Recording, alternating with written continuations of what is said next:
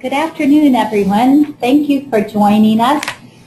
I am Jerry Krentz, the Associate Director of Communications for the Duke Endowment and the Fellowship Advisor. Joining me on the call are Christina, our second-year fellow, Mika, a program officer in our healthcare department, Philip, our first-year fellow, and Susan, our Director of Higher Education and the Director of Human Resources. We're here to share information about the Duke Endowment and our fellowship program. We will address your specific questions at the end, but please feel free to submit them throughout the webinar using the typing tool in your control panel. And if you have any trouble hearing us, please let us know. The picture you see is of James B. Duke, a prominent tobacco and electric power industrialist who established the Duke Endowment in 1924.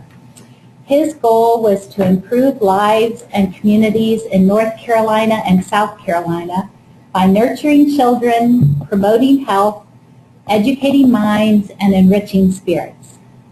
Once he made his fortune in business, Mr. Duke wanted to give back to the community that had supported him, so he directed that the endowment's resources remain in the Carolinas.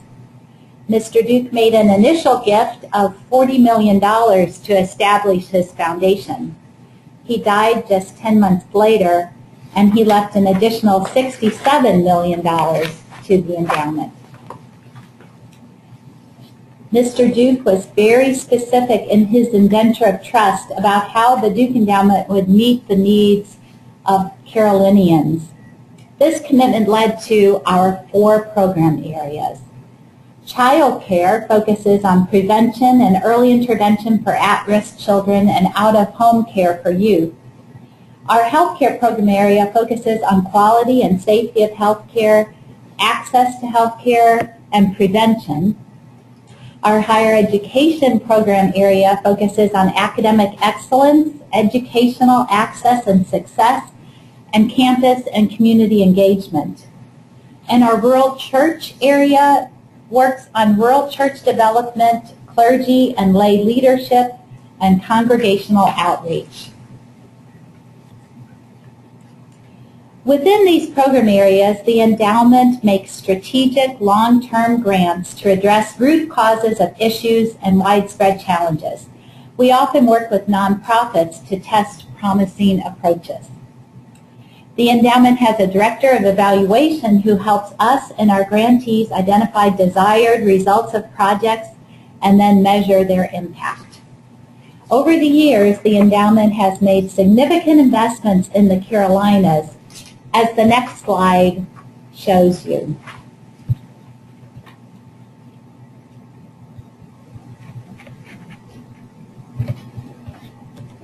We have awarded more than $3 billion in grants since 1924. And grant making has grown from decade to decade, from $45,000 in 1925 to nearly $128 million distributed last year. Today, the endowment has about $3.4 billion in assets, making it one of the top 20 private foundations in the United States. Our offices are located in Charlotte, not Durham. This past summer, we moved from downtown to our first standalone headquarters in the DILWORTH neighborhood. Our new building is designed to be environmentally sustainable and is LEED certified. We have about 40 employees, including staff members in all 4 grant-making areas, as well as in IT, finance, communications, evaluation, and human resources. Now I'm going to turn things over to Christina, who will talk specifically about the fellowship program. The fellowship program began in 2005. I joined the endowment in 2013 as the 8th fellow, and Philip Freeman, the first-year fellow on the call, is the 9th. There are 2 primary goals for the fellowship program. One is to cultivate future nonprofit and philanthropic leaders, and the other is to encourage creative thinking and bring new perspectives to the endowment. The fellowship experience lasts for 2 years as we send one 6-month grant-making cycle in each of our 4 program areas. That includes childcare, healthcare, higher education, and rural church. Typically, the fellow begins in the higher education program area and then rotates through rural church, childcare, and healthcare over the course of 2 years. The commitment typically begins and ends in the summer with a July 15th to August 1st start date. As stated before, fellows rotate through each of the 4 grant-making areas. We assist with site visits to current and potential grantees.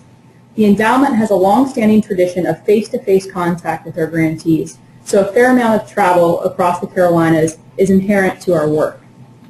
Fellows participate in projects and research for all program areas, which are guided by the needs of the program area and the interests of the fellow. As a part of his education rotation, Philip is researching the current status of and future opportunities for the endowment-supported scholarship programs at the 4 endowment-supported schools. Fellows will also participate in site visits with grantees or related organizations. For example, last week I visited an innovative early childhood education program. Fellows also complete a capstone project while at the endowment. The signature project can span the entire 2 years of the fellowship, take any variety of forms, and is personally interesting to the fellow and additive to the endowment. Fellows are not expected to come to the endowment with a specific project in mind. Rather, they develop their project as they consult with staff. Projects should fall within their interests and meet the priorities of the program areas. Some of the projects that have been completed by fellows have included a multifaceted intervention program to improve literacy in rural church communities, an HPV school vaccination site program, a joint project in healthcare and rural church that focuses on Latino health outreach in the Wilmington area, a research project that created a plan to scale up an evidence-based program called Incredible Years in South Carolina, and a recent capstone researched social impact bonds as a possible grant-making tool for the endowment. As a part of their professional development, fellows also attend state, regional, and national conferences in addition to other collaborative programming related to our work. There is also the opportunity to participate in leadership positions in statewide philanthropic organizations such as the North Carolina Network of Grantmakers. Finally, fellows receive performance feedback and coaching from management staff throughout their time at the endowment, which prepares them for leadership positions in nonprofit and philanthropic organizations. I'm now going to turn it over to Mika Sales, a program officer in healthcare, to detail the eligibility requirements and desired qualifications of a fellow. As stated in the indenture, the Duke Endowment was established to improve and support organizations in North and South Carolina. Therefore, our fellowship program follows a very similar model. To be eligible, applicants must fall into one of 2 categories. They must be a current or past resident of North Carolina or South Carolina, or a recent graduate of a college or university in the Carolinas. The endowment is looking for individuals with an undergraduate degree who also have at least 1 to 2 years of work experience and or a graduate degree. Now that we have had 9 fellows, we have found that some work experience or graduate school training is beneficial to both the fellow and the endowment, particularly as fellows need to be able to navigate the various activities they are responsible for. In addition to strong academics, which can come from any discipline, we look for applicants with a service-oriented background, students who are connected to their communities and community issues in some way.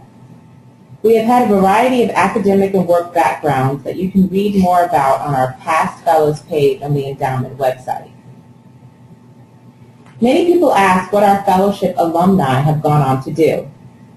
After completing her fellowship, our first fellow, Keisha Payton, has held 2 manager positions at Citizen Schools, a nonprofit that focuses on after-school programs. She has said that her experiences at the endowment positioned her well for her next job. Margaret Dillard, our second graduate, served as the Advancement Associate at Atlanta Girls School, a middle and high school for girls in Atlanta, Georgia. She now serves as an Associate Director of Alumni Giving at Duke University. Our third fellow, Elizabeth Ireland, continued her education through a joint degree program at Duke University and the University of North Carolina at Chapel Hill in pursuit of a master's degree in public policy and a law degree. And Leah Bartley, our fourth fellow, is now working with the National Implementation Research Network, an organization that assists nonprofit organizations in scaling up successful intervention programs. She is also pursuing a PhD in social work at the University of Maryland. Heather Husky, our fifth fellow, managed the Student Retention Project at Johnson C. Smith University, one of our educational beneficiaries. She is now pursuing a Master's in Education degree from the Graduate School of Education at the University of Pennsylvania and is the Assistant Director at the Center for Minority Serving Institutions. Our sixth fellow, Chantel Carles, is pursuing a law degree and a Master's of Arts in English at Duke University. And Todd Dalrymple, our most recent fellow to move on from the program, is pursuing a master's degree at the Harvard Graduate School of Education. So you can see that potential jobs after the fellowship have been working in philanthropy, for a nonprofit, or pursuing higher education.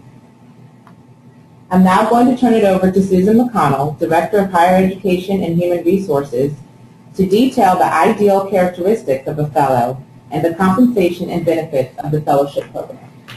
Thanks, Mika.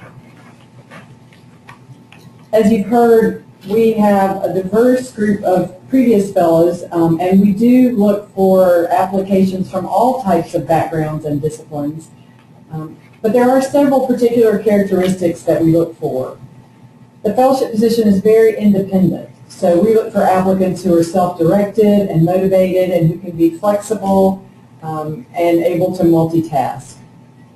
We also like to see people who are willing to offer new ideas and fresh perspectives and challenge us on the way that we do things. And critical thinking skills are also important. We need candidates who can analyze, interpret grant applications and policy briefs and published research.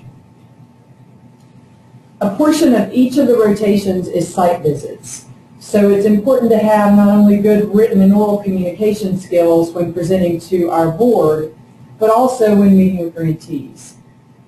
Fellows have to be able to communicate with people from all walks of life and from diverse backgrounds. We like to say that fellows need to be, quote, comfortable in their skin, unquote, because they will be interacting with church leaders, clinicians, PhDs, and high school graduates. We don't expect applicants to have experiences in all four of our grant-making areas, but we do like to see that an applicant has knowledge of or experience in at least one of those areas. The next slide talks about comp and benefits. You can see that our first-year fellows pay $50,000, and then in the second year, the salaries increase to $53,000. From a benefits perspective, you can see some of the benefits listed here, and it's probably worth noting that the endowment pays the full cost of an employee's medical insurance, and we also do provide a stipend for moving. I'm now going to turn it over to Philip, our first-year fellow, and he'll share some of the logistics with you about applying for the fellowship program. Our application is currently on our website under the overview section on the fellowship page. Each year, we receive somewhere between 75 and over 100 applications. The deadline for this year's application is Monday, January 5th, 2015 at noon Eastern Standard Time. We ask that all candidates submit their applications online along with 2 references and a resume. There are detailed instructions on how to apply on the website. All of these dates are on the website, but we want to share some important dates with you now should you be chosen as a finalist. We will conduct between 12 and 15 phone interviews on January 20th. Then we will invite 6 to 8 semifinalists to a lunch in Charlotte on January 28th and 29th. The top 3 candidates will come to the endowment offices on February 10th to participate in a panel interview and to have lunch with our management staff. We will also have makeup days for inclement weather that you can see listed on the PowerPoint slide. Our final decisions will be made in March.